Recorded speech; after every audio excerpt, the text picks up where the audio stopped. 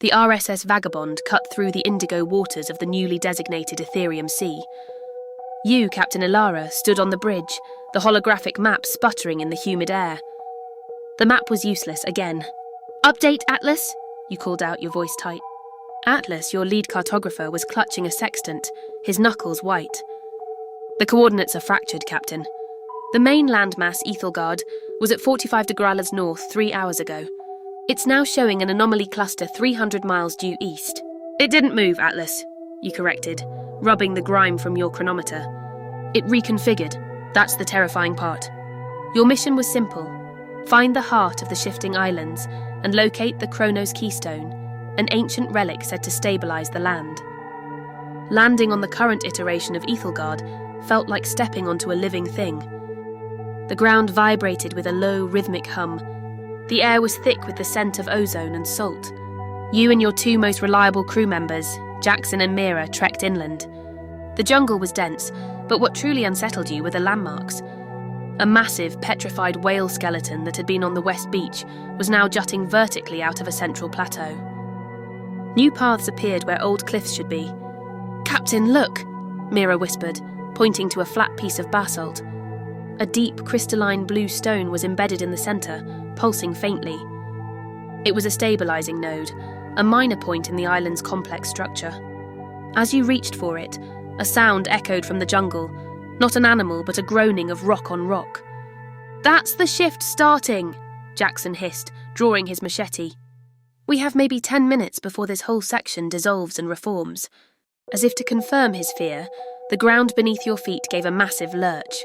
A ravine that hadn't existed a second ago ripped open 20 feet to your left. The trees began to lean at impossible angles.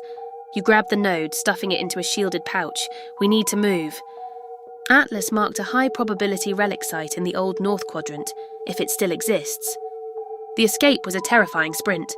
You leaped across widening cracks, sliding down gravel slopes that were rapidly tilting into sheer cliffs.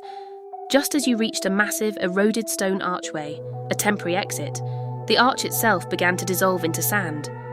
Jaxon barely made it through before the passage solidified into a smooth, unscalable obsidian wall. He was gone. Breathing hard, you and Mira pressed on. The tension was immense, the silence between the shifts more unnerving than the noise. "We shouldn't be here, Captain," Mira panted. "The islands are angry." You ignored her, driven by the knowledge that the Keystone was the only way to save your lost crew. Finally, you found it, a small dark temple nestled in a crater. Inside, the Chronos Keystone sat on a pedestal, a shimmering, multifaceted polyhedron. But someone else was there. An avatar, completely monochrome black, stood before the Keystone. It wore the old classic Roblox noob face, but stretched into a chilling, empty smile. This was no explorer. This was the architect, a self-aware entity that controlled the island's geometry. "You've been mapping my work." The architect's voice was a low, statistical whisper that rattled the stones. "Every time you try to chart the land, you are a bug in the code. And every time I shift, I am trying to delete you."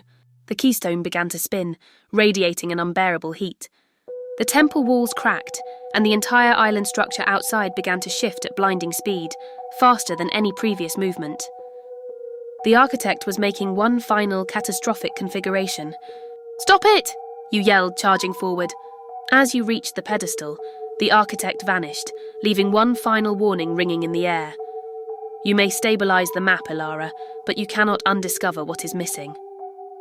You plunged your hands toward the Keystone, knowing that stabilizing the land meant facing whatever the island had removed from the configuration, and that might be the true horror.